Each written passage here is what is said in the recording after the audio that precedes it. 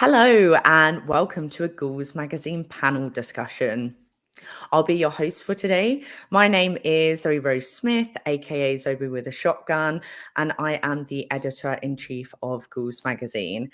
So every October, we discuss the topic of mental health and horror. The reason being is that it's a topic that is very close to my heart. I would say that horror was the genre that has really helped me through a lot of tough periods in my life. The first kind of period for me was when my mum passed away when I was 18.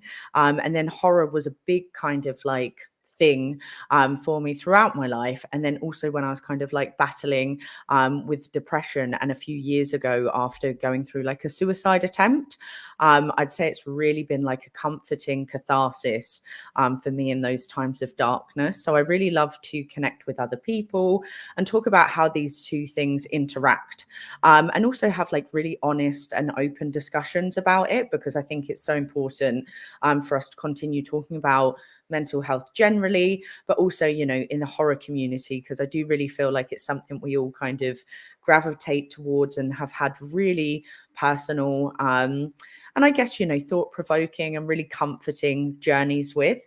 So today we're going to be discussing this topic in a little more detail. And I am joined by some amazing guests. Unfortunately, Mitch couldn't join us today due to personal reasons, but I do still have my other three wonderful guests today. So I'm just going to go around and ask everyone to introduce themselves and let the guests know a little bit about you and who you are. So I'll start with yourself, Ash. Why don't you introduce yourself?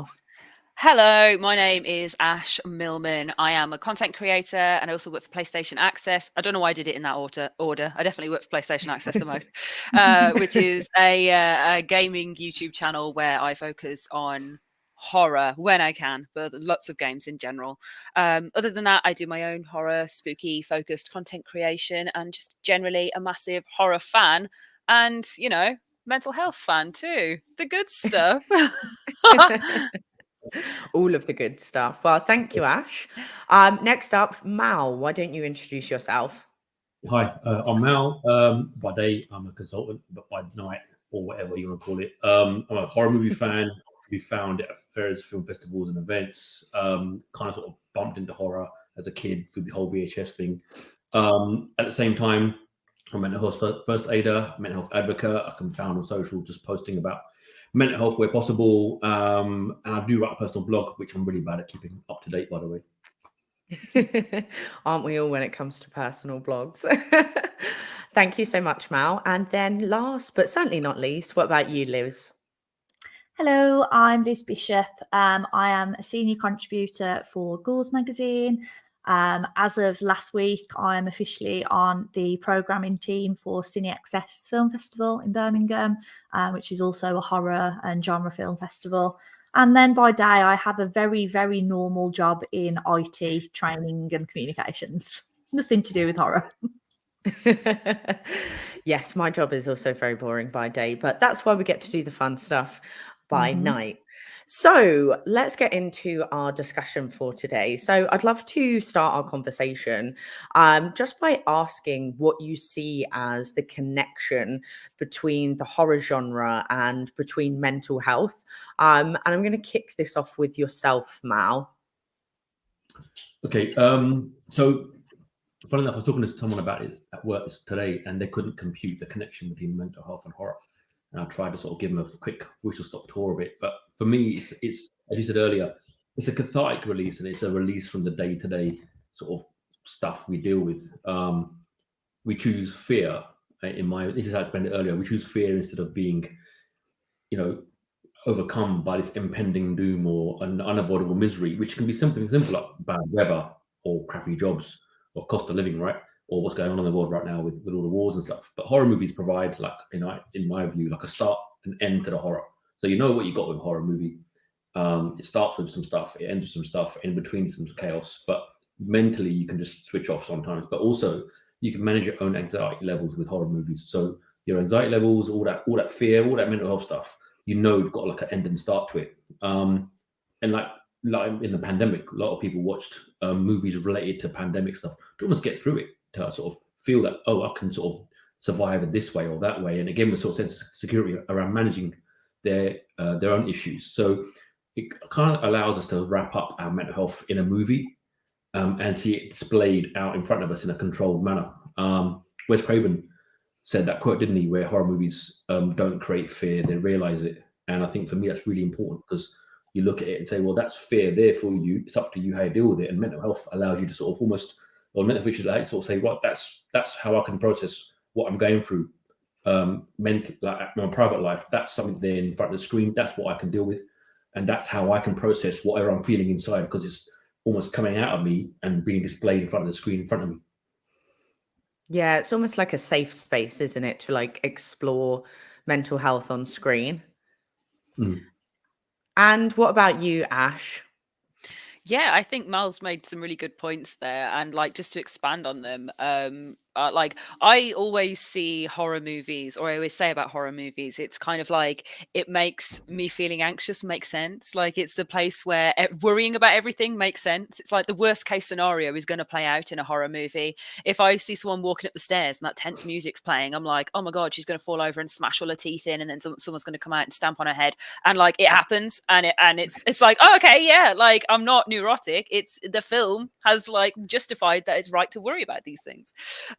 It's just kind of like a nice space to be able to go, what's the worst thing that could happen, see it happen, and then kind of see someone deal with it as well. Like definitely what Mal was saying, where there's a process to it of seeing someone get through the worst thing that could happen to them, whether that's physically, mentally, or in some weird plane in between, as horror movies tend to go to as well.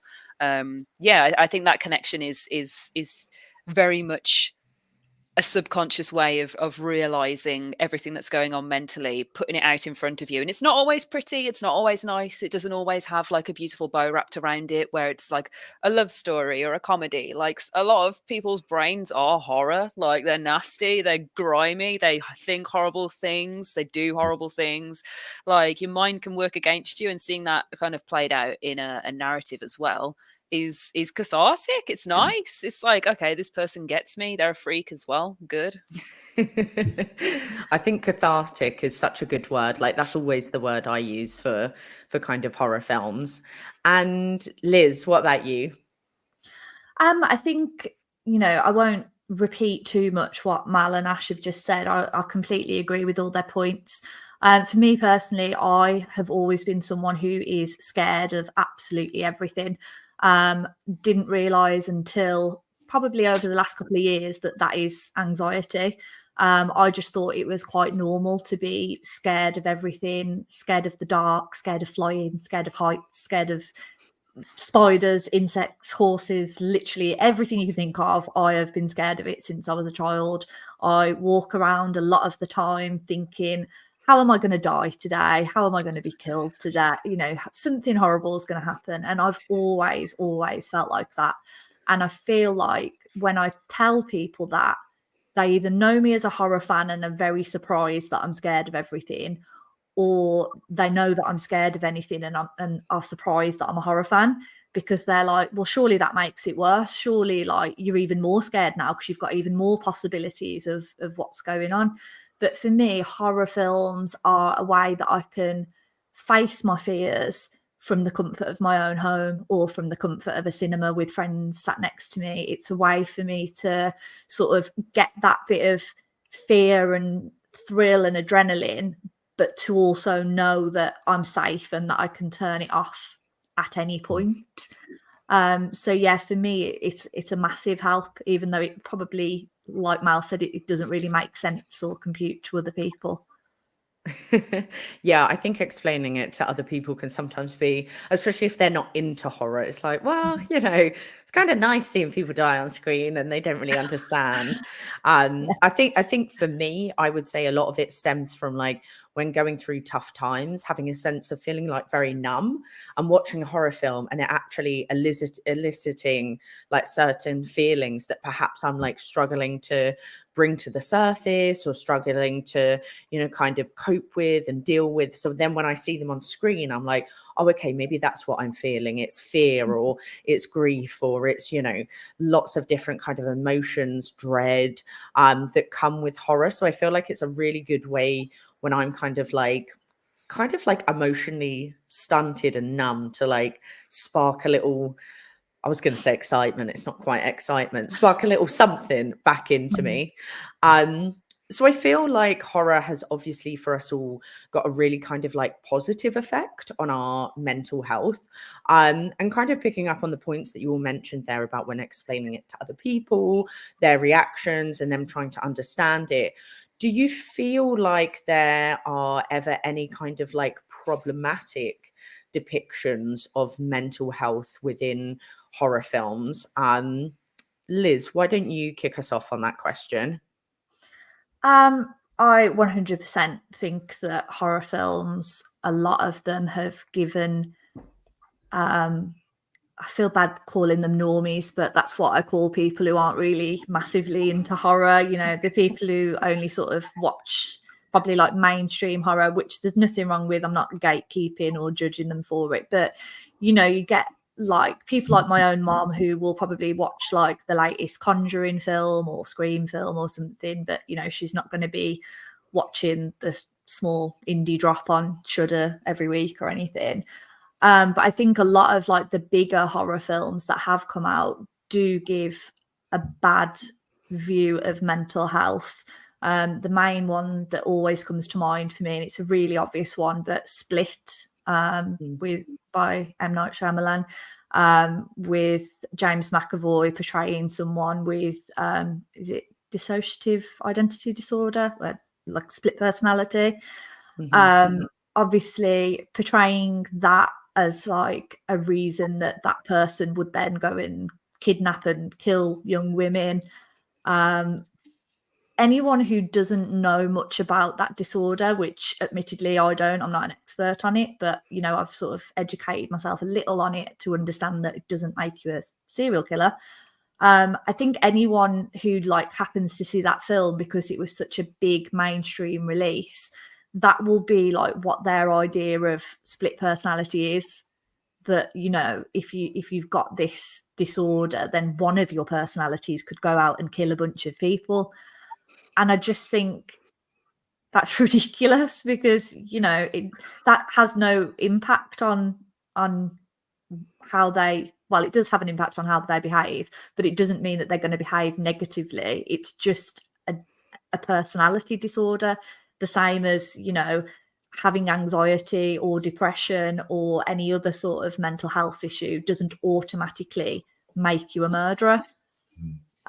So yeah, I think between that and all the sort of people in a white jumpsuit and a padded cell and, you know, being put in a psychiatric hospital that makes it look like a prison full of people who can't talk or control themselves.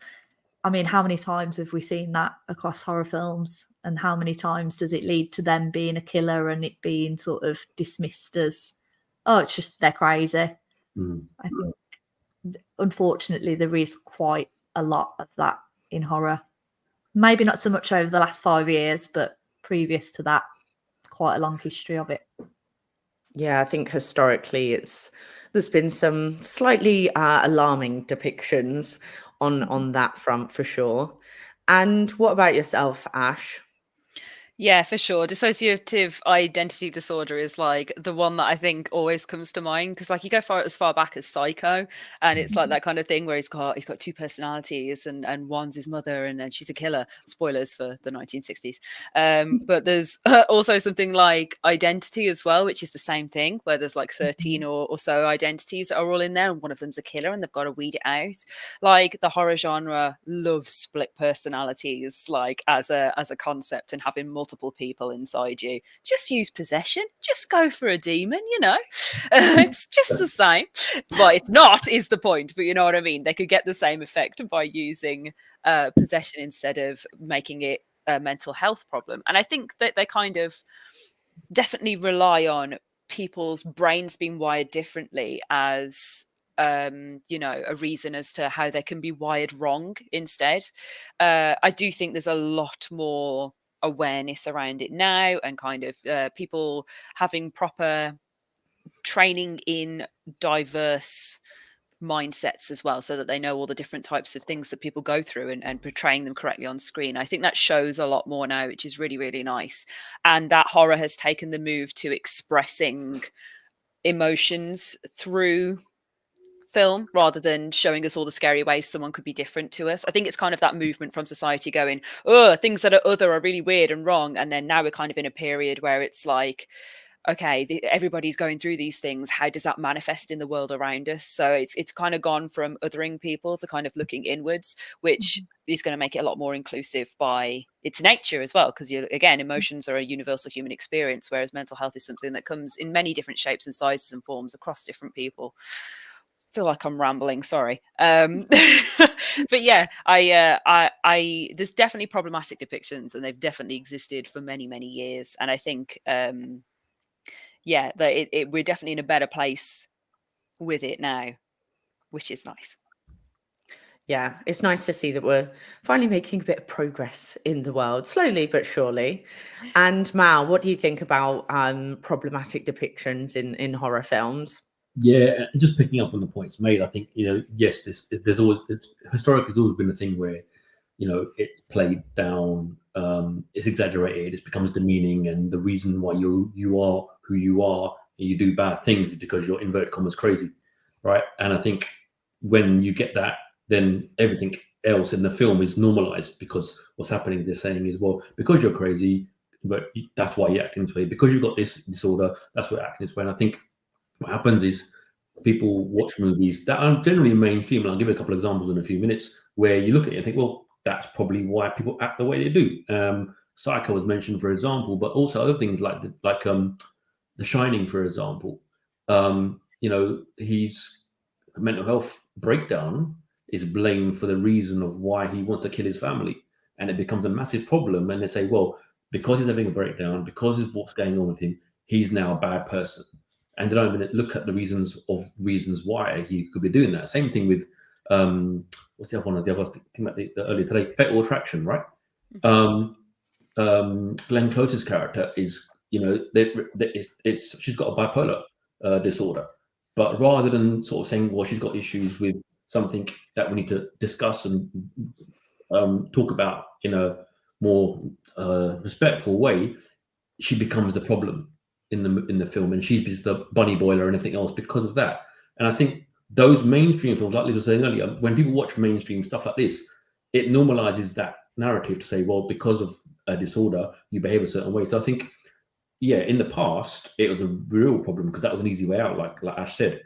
Lately, it's getting better, where the depictions of mental health issues and other disorders are actually showing that the slow breakdown of somebody is the reason why someone acts a certain way, and here's how to respectfully discuss it. But I think, as we've all sort of alluded to, it's getting better, and I think there's more voices in horror that are making those sort of brave films to talk about them in a respectful way. I just think, it's breaking that stigma between crazy means you're a killer. Yeah. I mean, it's a shame that, that was even a narrative within kind of like the horror genre of this, being crazy makes you a killer. Lots of people escape from like asylums, going down that route. But as you've all mentioned, we are seeing more of a shift in kind of perspectives. And I think, much more of a human focused perspective in horror films. It's really kind of honing in, I think, on showing that mental health it doesn't necessarily make you a killer at all. And actually, in more recent films, it could be quite the opposite. I think a lot of, recent films have kind of touched more on like mental health, grief, trauma, aspects like that. So I'd love to know a little bit more, kind of building on what we were just talking about. Why do you think that we've maybe seen like a bigger shift and focus towards these kind of talking points around like mental health and the human experience and emotions, let's say? Mal, I'm going to start with you. I think the continued awareness of mental health in society today, and I think the awareness of what mental health means, has allowed people to have that voice when they're making certain movies and stuff. And the voices that are, like I said earlier, are making horror movies are more nuanced with what they say about mental health. The example I can think of is The Babadook, for example, where the whole story is around grief. I love this film, and I've watched it numerous times, and each time I'm like, I can resonate to so much that's being experienced in a certain way, and then the monster isn't a big bad thing. It's what she has to deal with, is what she has to learn to live with, and I think that's essentially what mental health is for many of us that have mental health struggles. Is we don't necessarily cure them or solve them. We learn to live with them, but I think a lot of horror films do that really, really well now. They tell you that here's something, here's how it's being dealt with. It's not going to get solved, but here's how you can have a discussion about it. And I think that's a much better way of dealing with mental health depictions on in movies, and why that focus has shifted now. Whereas before, it was always a case of, like I said earlier, crazy means you're a killer. I think the other thing also now is movies are a bit more aware of their impact. Whereas before, it was like a throwaway thing, right? Make a film, it may or may not get seen. There's a VHS or a DVD market. Let's see what happens. Whereas now, the impact is a bigger thing, because there's social media and there's more people talking about movies. So therefore, they're more aware of the audience, for example, as well. And then therefore, the portrayal of mental health is almost a shared experience rather than something that's mocked or ridiculed. So I think that's probably why there's a shift, and rightly so. Yeah, I really like your wording around like shared experience, because I think I've got some more questions later around like community, but I feel like horror definitely has that kind of like shared element to it. Liz, what about you? I think for me, it's that a lot of people in the horror community are othered.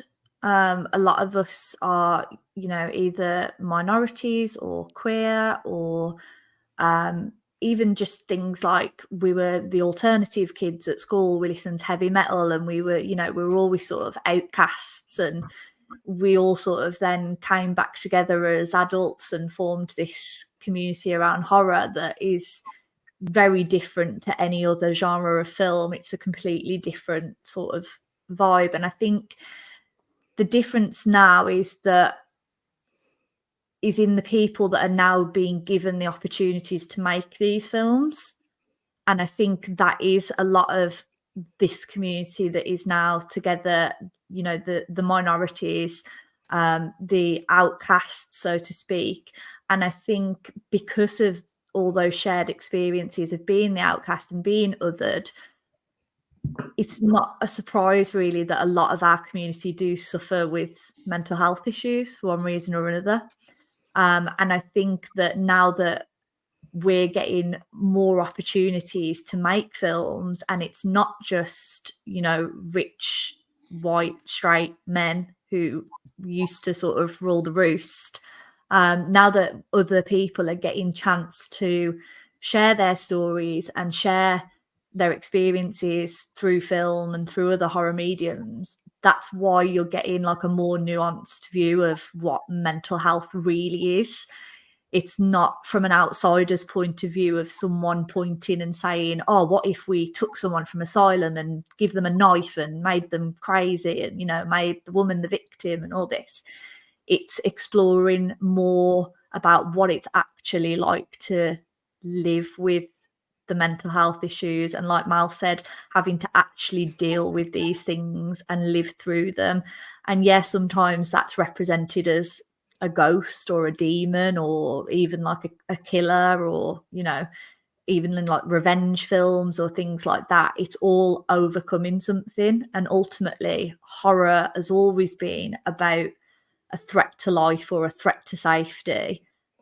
And for me, there's nothing that is more scary or threatening than your own brain and your own thoughts. And I feel like I've gone off on a little bit of a tangent there, but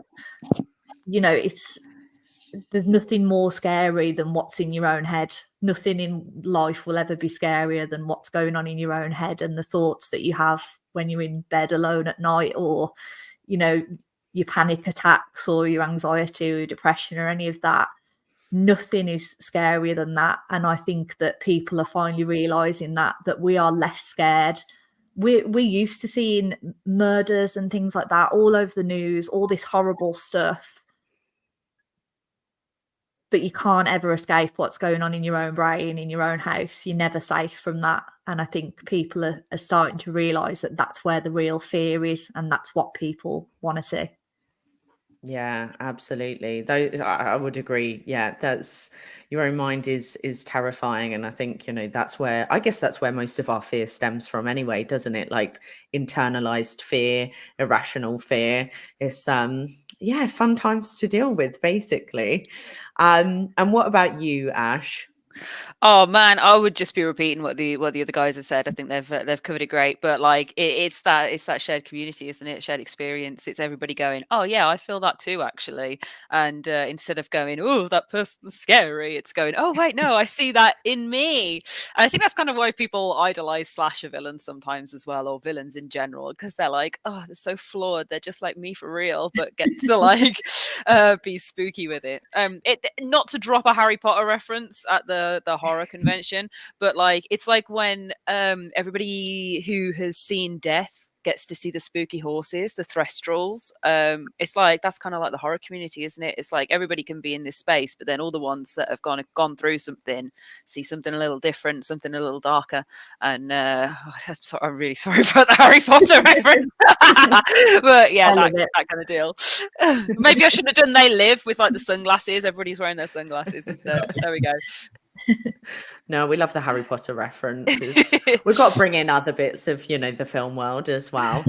And we kind of touched a little bit there on community as well. And I think I would say that we're all part of the horror community, but I think we all kind of also are in different maybe niches or spheres of the horror world in itself. Would you say that the horror community itself has been like a safe space for you to connect with others? And if yes, like how have you maybe connected with others in that way? And I'm going to go to you, Ash, because you picked up on the point of community in the last thing you said.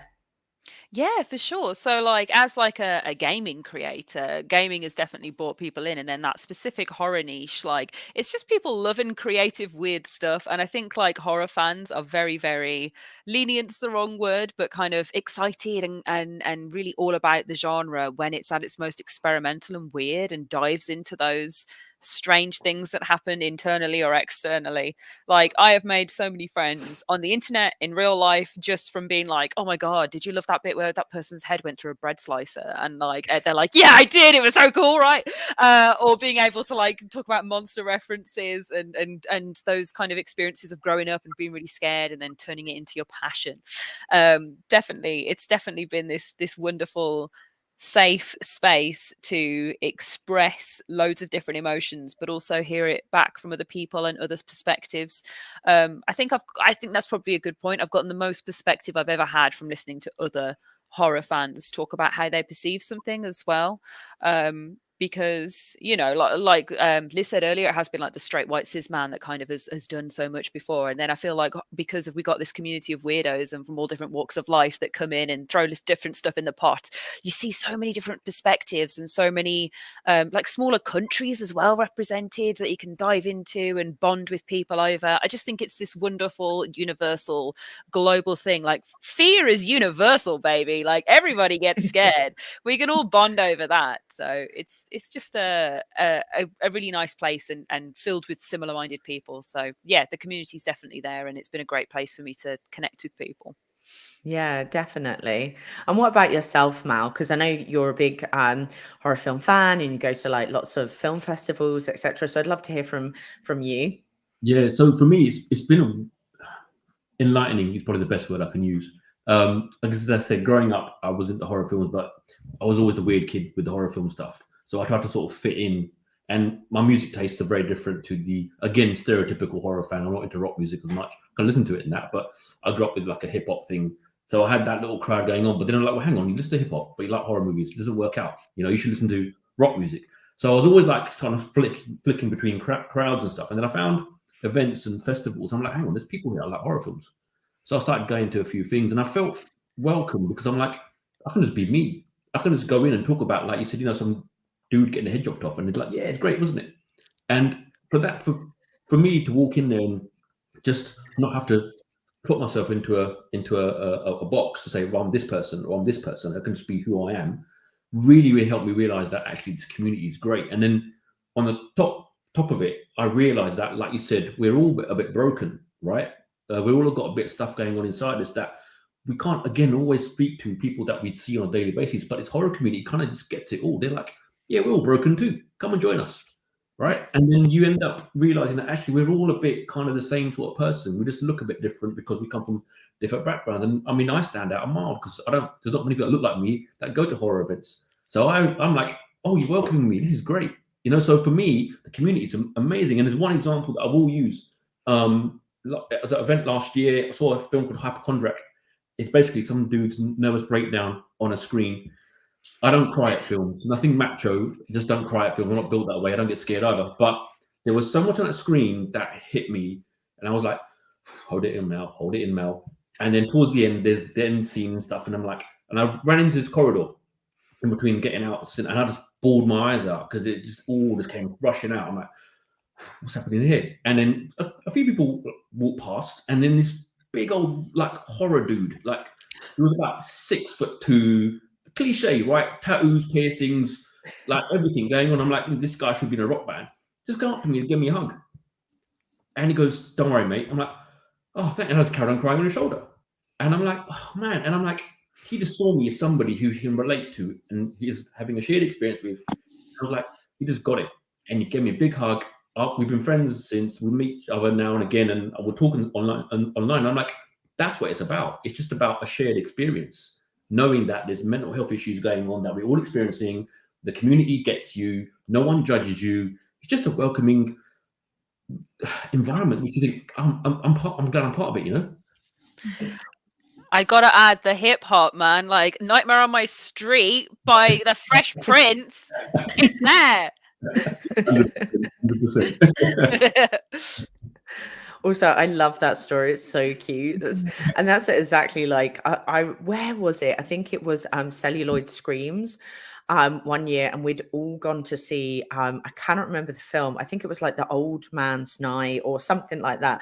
And we go in the girls' bathroom afterwards. There is about 15 of us just having a fucking group cry. We were all just like like I had to go for a walk around the block. I was like, what the fuck? But it was so nice that everyone just like looked after each other in what was like such a vulnerable moment for everyone. And yeah, I feel like that is just kind of like how the horror community is.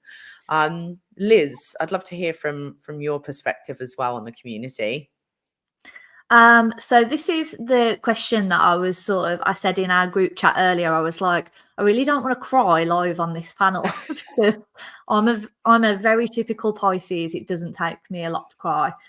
So you'll have to forgive me if I get a bit weepy. But the horror community for me has genuinely probably kept me alive the last couple of years. I've had probably the most difficult couple of years of my life for various reasons. And it wasn't until 2020, I think, that you and I connected, Zoe, because I had seen a few of your posts and things on Twitter and reached out to you, and you were automatically very, very welcoming to me and really helpful, got me writing for your website and invited me in, sort of thing. And then I just sort of started following random people on Twitter, one of them being Mal, who was very, very kind to me the first time that I went to FrightFest all by myself and welcomed me in, offered to walk me home, made sure I was safe, made sure I was having a good time. Like, the two of you have been absolutely incredible. And the Ghouls magazine team that I've met, obviously because of Zoe, and, you know, we've sort of all come together across all walks of life through horror. They are the best people I think I've ever met. They are like my best friends in the whole wide world. I don't know if anyone quite realizes the family relationship that we all have.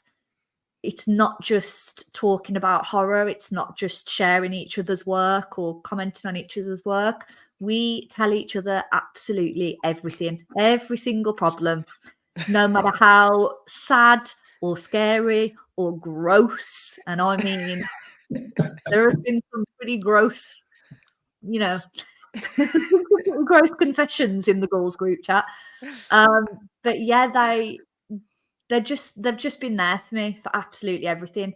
And even on Twitter or X or whatever you want to call it, I know that a lot of people think that it's really like the problem social media, that there's a lot of issues and a lot of hate and stuff on there. But I genuinely have made some of my best friends in the world on Twitter, and it's all because of horror films, because of having that shared love and that shared passion, and finding podcasts and making friends with people who run the podcasts. Because up until probably 2020, I didn't know that there were people in the world that cared about horror as much as I did. I had no idea that there were people that would sit for 2 hours and talk about one horror film. That was the sort of shit that I dreamed of as a teenager. Like, have you seen this film? Yeah, it was good. Yeah, but what did you think about this? And what did you think about that? And they're just like, I don't know, moving on now. I'm like, no, I want to dissect every moment of it, please. So yeah, finding those people it's just been a completely life-changing experience getting into the horror community. And every single festival or event or anything that I go to, I come away from it feeling really overwhelmed with love. So yeah, it's been the best thing that's probably ever happened to me. Oh, yeah! That was so nice. You didn't cry. You got through it. Can I just pick up on the word life-changing, because that resonates so much with me as well. Like, I was a completely different person about 15 or so years ago before I found this horror community. And if I look at myself now and I look at myself then, it's chalk and cheese. And you're right, Liz. You know, life-changing is the best way to describe this, because it opens so many different avenues, and you meet. I wouldn't be here without a horror community, without Twitter and socials, right? So yeah, I love that word. It rings true. Yeah, that just reiterating it, as well. Like, life changing. So, like, being able to make a career out of it, be able to meet so many people out of it, be able to. It's just like literally bursting heart of love. Yeah, I have to say it's been exactly the same for me. Like, you know, just being here with you three and having so many wonderful people around me. It's like I always know there's like people just a text away that if I was having a bad day and needed help. And I think, you know, like I mentioned at the beginning, like when I first got into horror, I hadn't found like my community yet. And I felt like a bit like, and then, you know, like over time started meeting people. And then, you know, just to pick up on your point, Liz, about like the Ghouls, honestly, I'm like, oh my God, like we have like this little family and it's so cute. And I think sometimes like I just get to feel like so grateful that we're, you know, have connected, and actually like everyone is a bit more than just like a team. It's like, as you mentioned, Liz, again, like more like a family. And I think, you know, during kind of like lockdown, when I went through that really dark period, like the people in the horror community were the first people I turned to. Like I was so open about it, and I was so scared to like share, you know, such like a scary thing to share with the world, like, you know, suicide attempt. I was like, oh my God, I'm so embarrassed.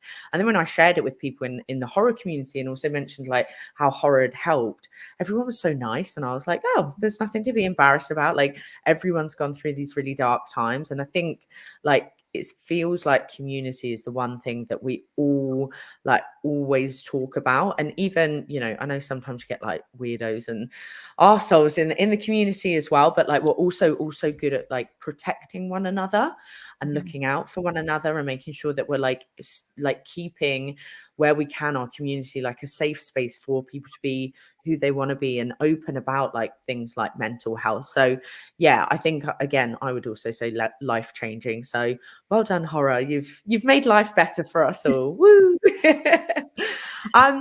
So I want to ask you all a little bit about some like film focused stuff. So for me, there's a couple of films that really represent like my mental health on screen. I always go towards Adam Mortimer's Daniel Isn't Real.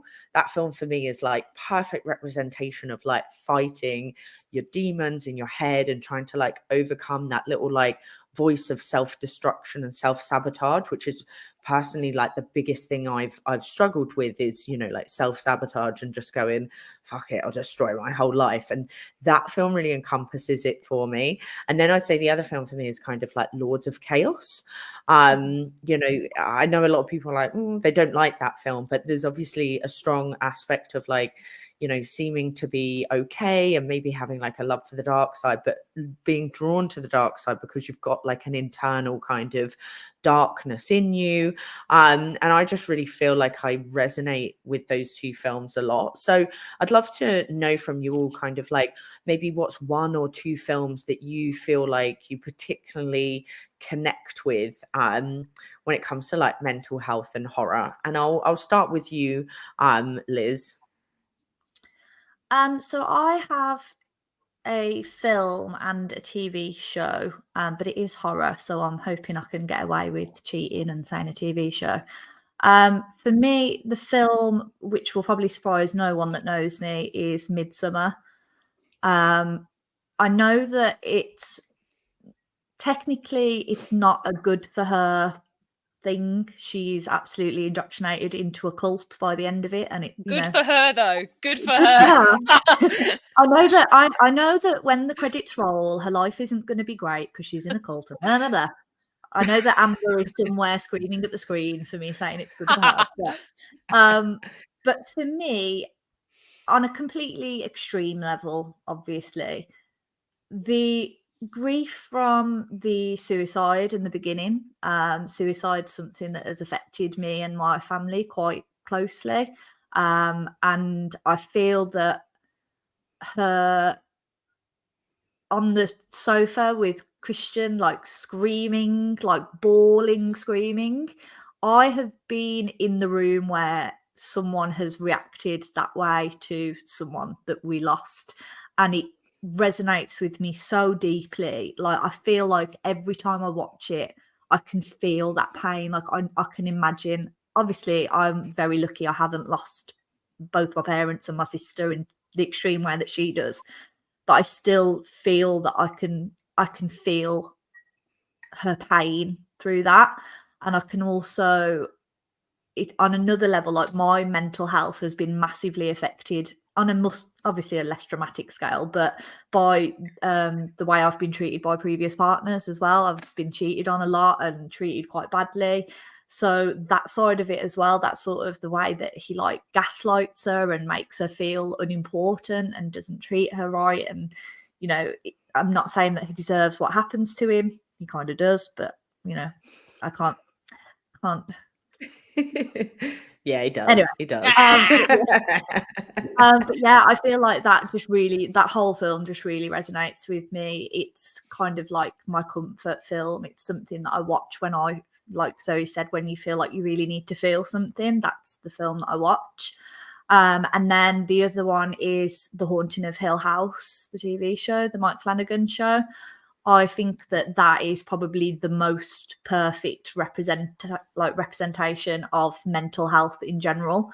All the hidden ghosts and things around, like, that are sort of lurking around all the corners, representing like the grief, the guilt, the addiction, like all of these different feelings and experiences. And I love the way it's represented with the hidden ghosts, because it's always there. No, even in your happiest moments, you still suffer with your mental health. You know, you can have a great day and not particularly feel anxious, but that doesn't mean that your anxiety is gone. It doesn't mean that your mental health issues are gone. They're always sort of lurking in the background. And that's what The Haunting of Hill House represents for me. And that's how I sort of resonate with that. Yeah, those are really good examples. I mean, Midsummer has got some scenes where I'm like, ooh, that's bringing back some times. And yeah, I feel like lots of things that Mike Flanagan does just is like gets most people like right. I don't know, it just feels so human. I mean, you know, even like Midnight Mass, for instance, was a film where I was a TV series where I rewatched it recently. I'm pretty sure I just bawled my eyes out from start to finish, but then I was like, oh, now I feel better. Yeah. in That's a way, me with Hill House. Just the minute Hill House starts, I rewatched it recently. My partner had never seen it, and I was like, "You have to watch this. It's the best thing ever made." And yeah, even in the opening credits, I was like sat there crying. He was like, "Are you all right?" And I was like, "I know what's coming. I know what's coming, and I'm already crying." But yeah, there's just something so beautiful about it, because it does feel so real, every bit of it. Even with like creepy ghosts and jump scares and, you know, dead bodies and stuff, it still all feels so real. And yeah, I think it's perfect. Yeah, it definitely does. And what about yourself, Ash? Oh man, I think, well, just to bounce off Midsummer, I think that's such a good point. I feel like it's such a film about there's like female experience in there, like the women all heaving and screaming together. Like I'm thinking of Zoe in the bathroom with 15 other women at their film festivals. So like, you know, it's that vibe, isn't it? Like you've been there, you've had that kind of, everybody's like, I think Midsummer's so beautiful, and Haunting of Hill House as well. But I think my two picks, following the thread of kind of living with something that isn't so hot, is the Blackcoat's Daughter is a big one for me, and I didn't realize quite how much it affected me until the end, and I am going to talk about it in spoiler terms, so I'm just heads up. But the film's about a young girl who becomes possessed by a demon, and then it follows two timelines, and at the end you realize the other timeline is the older girl and she's come back to the school, and they kind of coalesce in this ending moment where the younger girl is exorcised and she's lying in bed, just reaching out to this shadowy figure. You don't see a beast or anything like that. It's just a figure with horns. And she's crying and saying, please don't leave me. Please don't leave me. And it's like this creature that's been in her. It's made it kill people. It's been obviously very horrible for everyone around her. But like, it's the one thing she defines herself by. And then the older timeline where she's an older woman, but like a young woman still. She comes back to the school. It's about her journey back to the school to try and find the demon again. She's still been obsessed with it the whole time she's been away, and she comes back. She ends up offering it like bodies, and it's been living in this furnace, and the furnace is totally dark, and the ending is just her crying like into her hands, and it's just always stuck with me as this like gorgeous representation of not really knowing who you are without the dark bits as well.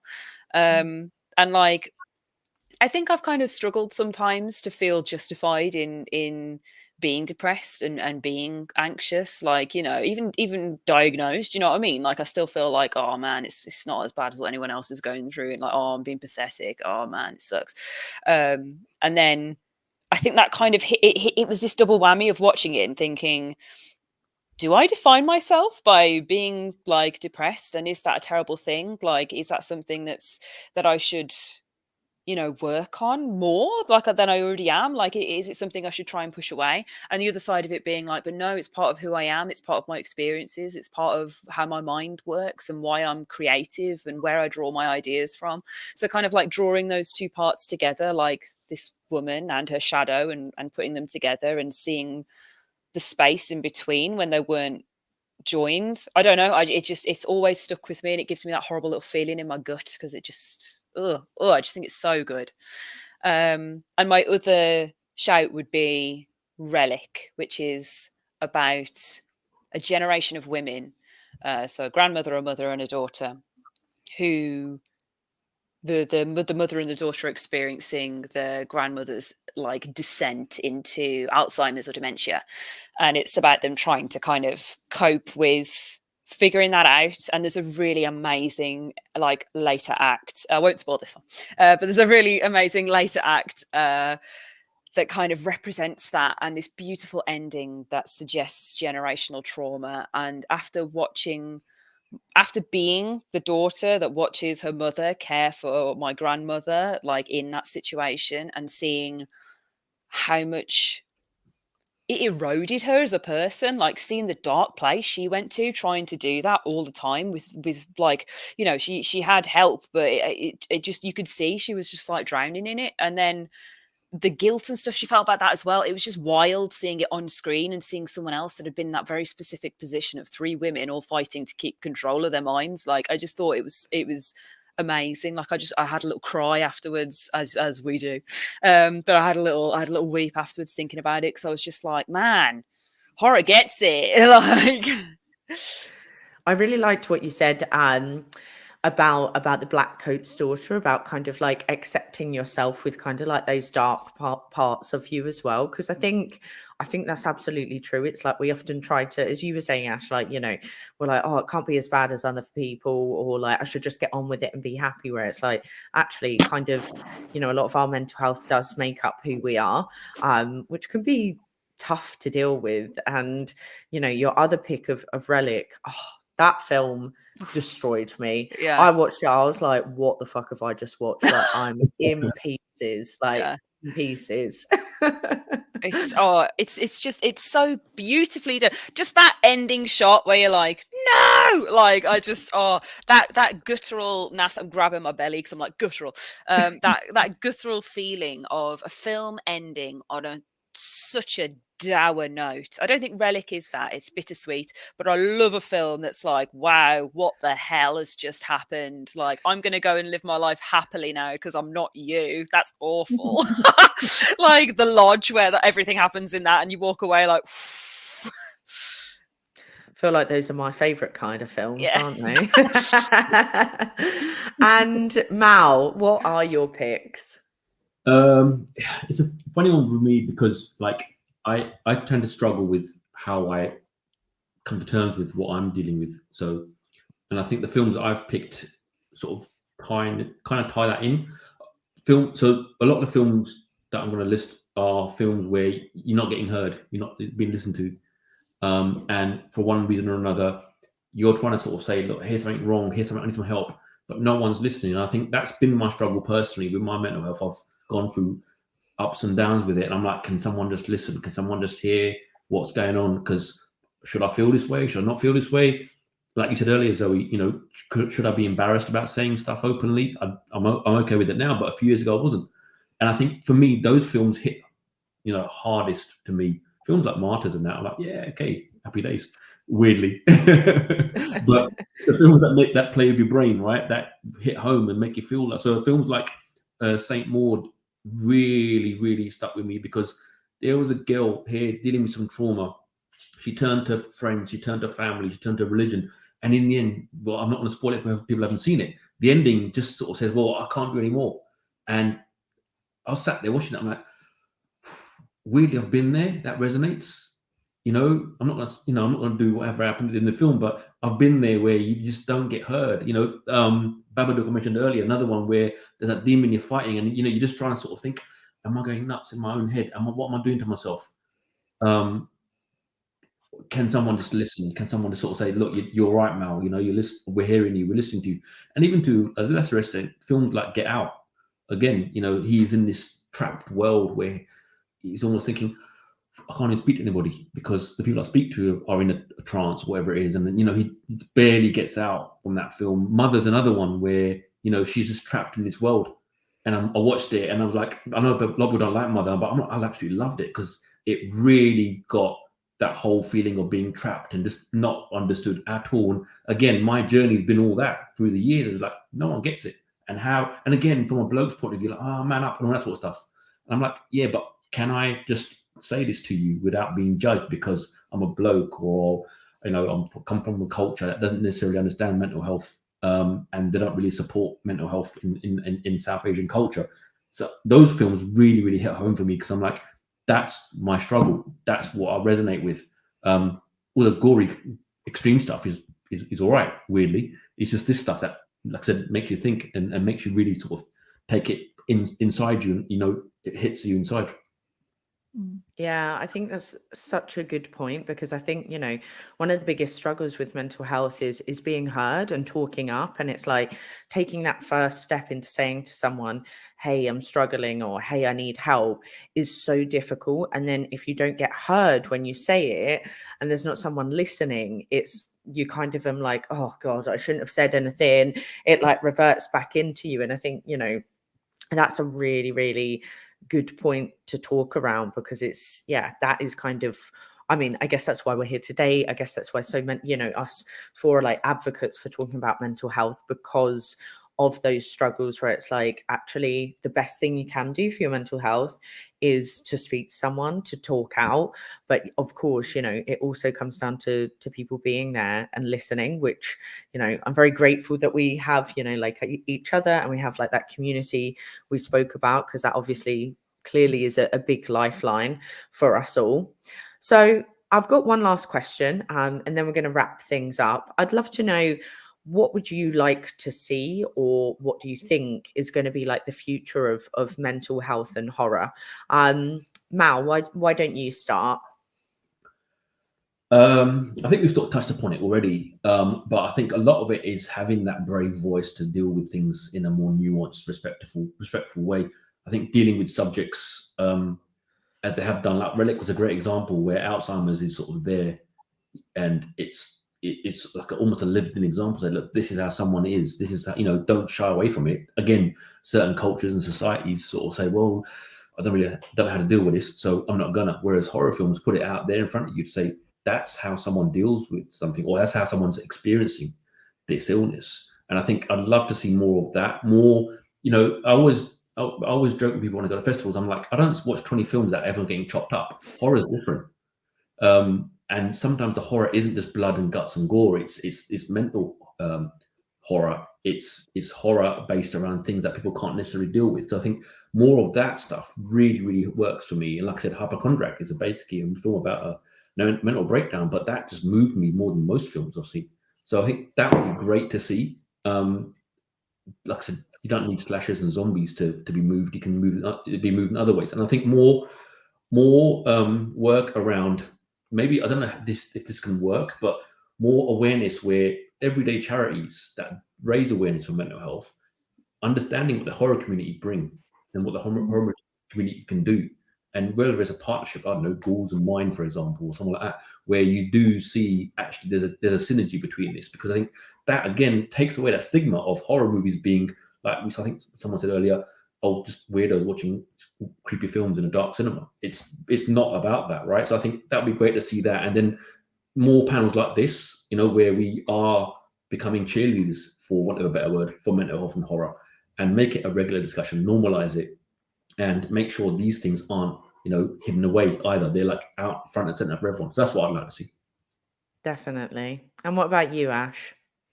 Man, I think it's in a really good direction. I will be honest, I think we've exhausted the horror's trauma like arc at the moment. I'm not saying I want to end it. I'm interested to see where it evolves into, because like the introduction of A24 and kind of thinky horror. I don't want to say elevated horror, because the horror's horror. Horror's already elevated. It just depends on how you perceive it.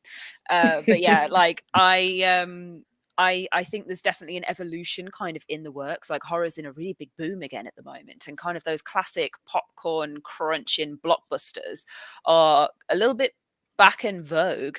And I think the kind of psychological thinky stuff is in the gaming sphere. It's definitely coming to the fore now. Like Alan Wake 2's coming out, and that's going to absolutely bang, because it's all about like a writer trying to deal with the dark place and coming out of it, and kind of processing his evil mirror image twin. Oh god, I'm just so excited for Alan Wake 2. And that's gonna be really great. And I think it's kind of like borrowed from the film world and leveling those out into interactive experiences, which is a really interesting like spin on it now.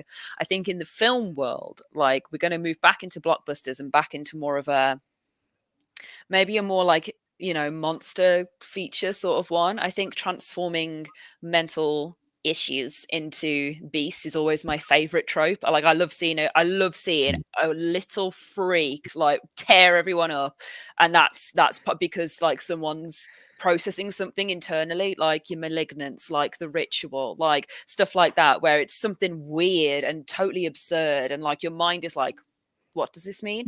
And then you can paint your, oh my god, I've experienced that, like this is how it feels, like this is what I want to do when I'm thinking of this, whether it's like curl up and like Voldemort in Harry Potter at the end, where he's just a little baby, like but yeah, I'd be interested to see where it's going to go. That would be kind of my take on what I would like to see monster horror, because I just love monsters. But yeah, the popcorn crunchers, I would love to see the approach to mental health and kind of bringing those commentaries to the big screen as well. I think it's time, you know. I like Talk to Me as well. That had a big cinema moment, and that was all about addiction and kind of grief, and that was beautiful. Like, more of that.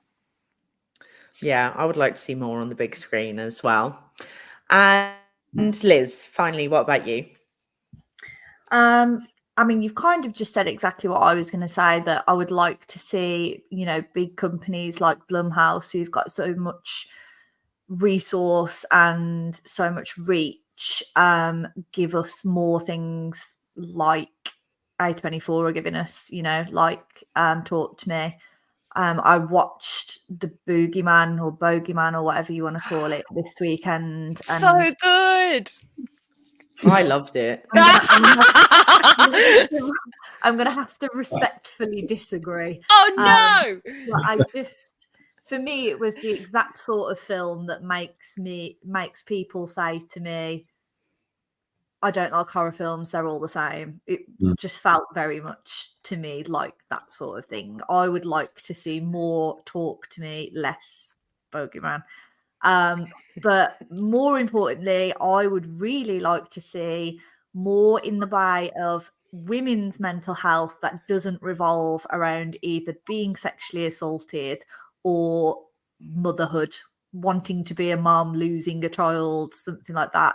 There's absolutely nothing wrong with that. They are valid reasons for trauma and grief. And I love a rape revenge. I know, Zoe, you do too. Like, it's a genre that we really enjoy as much as you can enjoy rape revenge. But I am a little bit sick of like the constant, like, I can't have a baby, so I'm, you know, this whole film's about me processing that, or I can't, or I've lost a baby and I can't. It's just that whole like motherhood complex that if we're not a mother, there's nothing else to us. There's nothing else for us to worry about or stress about. You know, women have the same worries and issues that non-women do. And I would like to see a bit more of women's mental health explored, that doesn't just revolve around trauma, around those.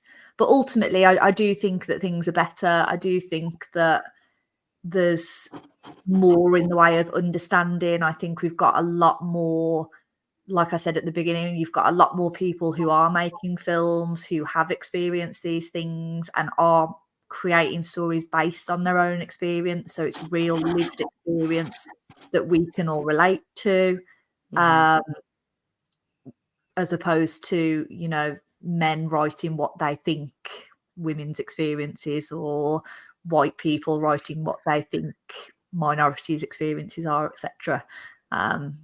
So yeah, just that. Yeah, definitely. I think, you know, I agree with all of your points there. And I think for me, I'd just like to see more kind of mental health from different perspectives.